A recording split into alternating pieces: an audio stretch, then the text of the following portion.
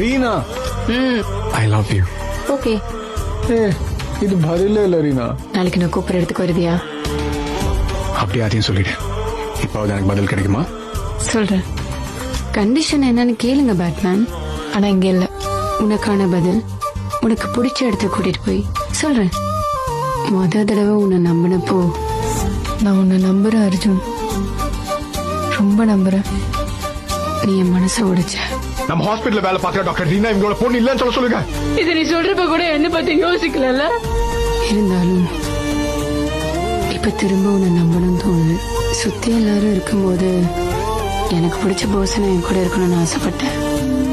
அதான் அர்ஜுனை கூப்பிட்டேன். Trust me when I say it, I really mean it. நான் உன்னை உண்மையா லவ் பண்றேன், உன்னை விட அதிகமா. I love you Arjun. இப்போ உன் முன்னாடி நிக்கிறப்போ ரொம்ப சந்தோஷமா இருக்கு. நீ விட்டுட்டு போக மாட்டேன்னு நம்புறேன்.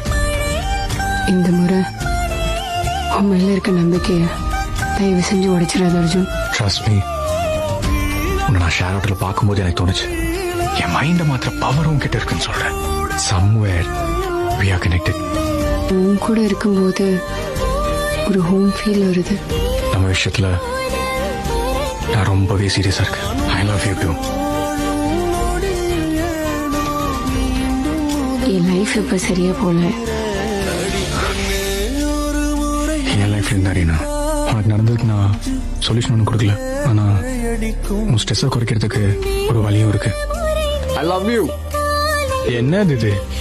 நல்லா தொண்டை கிழிய